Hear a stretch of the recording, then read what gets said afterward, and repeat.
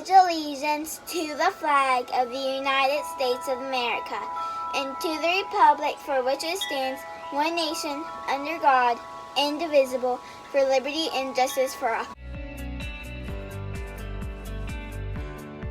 Good morning, Comets. It's Mr. Smith here. I thought you guys might like to see where I make the news every night so that you guys can watch it in the morning. I hope everybody has a great Friday and a great weekend, and I can't wait to see everybody next year. I'm going to get back to making the news for you for tomorrow. Bye.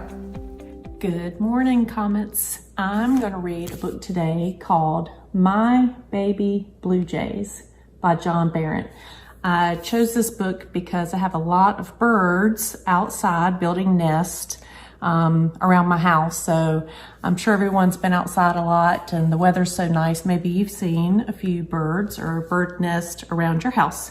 But this is a nonfiction book and it's got real photographs in it. So it's kind of neat. I hope you like it. My Baby Blue Jays. I live in a white house on a quiet street in a big city, New York.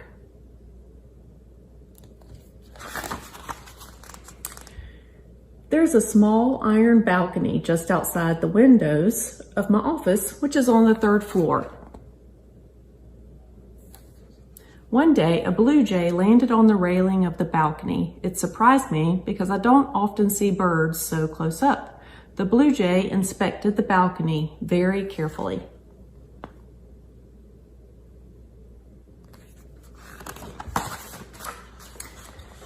Then he flew back to his wife in a nearby tree and they chirped to each other. He must have told her that he found a place where they could build a nest.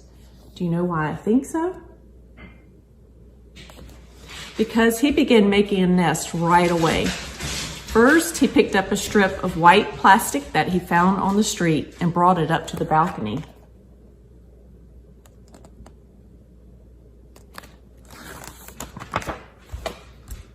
And then his wife added twigs and grass until the nest was finished. You can even see the original strip of white plastic sticking out of the top.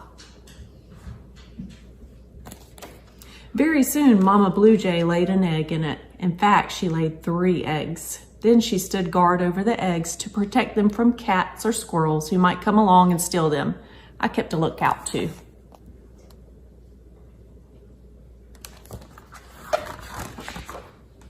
After a few weeks, 3 little blue jays were born. They settled into their new home and were very curious about anybody, like me, who took a close look at them.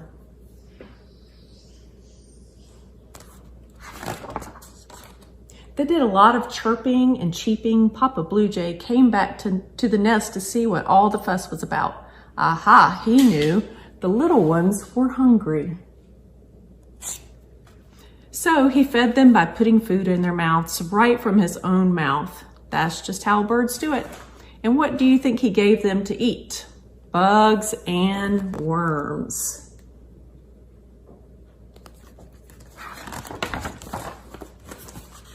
After a few weeks, it was time for the baby blue jays to leave the nest and go out on their own, to run around, to hop, and best of all, maybe to fly.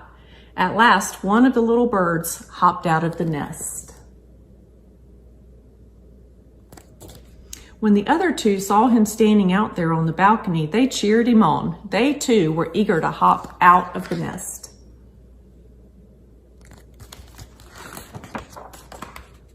And they did. Before long, all 3 birds were hopping around on the balcony. They practiced flying by flapping their wings, but mostly they hopped because they were not strong enough to fly. Not yet, anyway. Soon it was time to get off the balcony and onto the ground, but this was a big step because the balcony is on the 3rd floor of my house. There is quite a long drop to the ground. One of the birds looked at me as if to say, well, it's been swell here, but I'm afraid it's time to go. He looked a little nervous, I thought.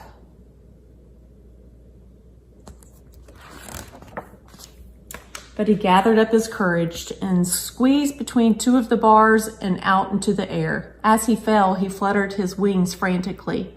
Not enough to fly, just enough to slow his fall a little. and he landed with a thump. Not a bad one though, and he found himself on the doormat in front of my house. Being a cautious fellow, he looked first to the left and then to the right. Then he took one last look back up at the nest, and without further ado, he stepped off the mat onto the brick courtyard and hopefully into the big wide world.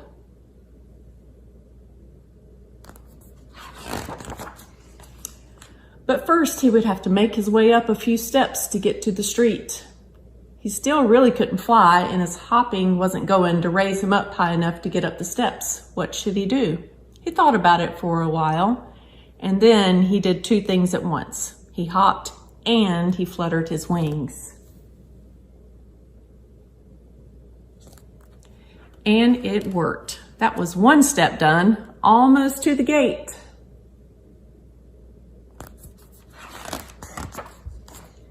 At last he reached the top step, and then he looked out through the gate at the sidewalk. Once again, he looked first to his left and then to his right. And then he took his first step out onto 87th Street.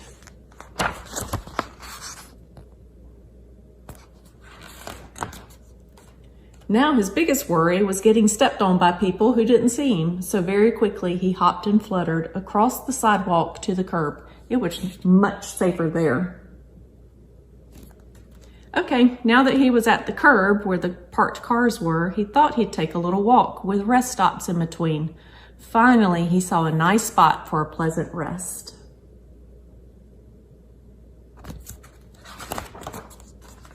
He hopped onto a wooden fence around a small garden at the base of a new tree a few houses up the block from mine. He was enchanted by a pretty pink flower. He'd never seen anything like it before. And he took a breather because his first walk had been a strenuous one. Nobody would make the mistake of stepping on him here.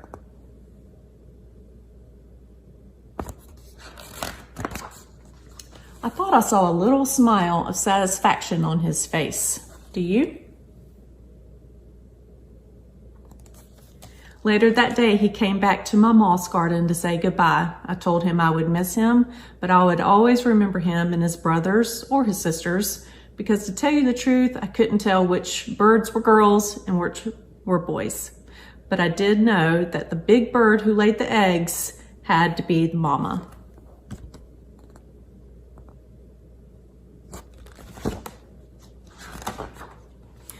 Now the blue jay is all grown up. I'm sure I've seen him around the neighborhood, but by now he looks so much like the other grown-up blue jays that I'm not sure which one he is. He's probably one of the birds who fly into my backyard once in a while and take baths in my fountain like this one.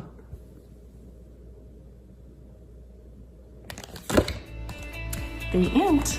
I hope you enjoyed this book and the photographs, and get out this weekend and see if you can find some birds taking some baths or eating or searching for worms or feeding babies. And have a great weekend, Comets.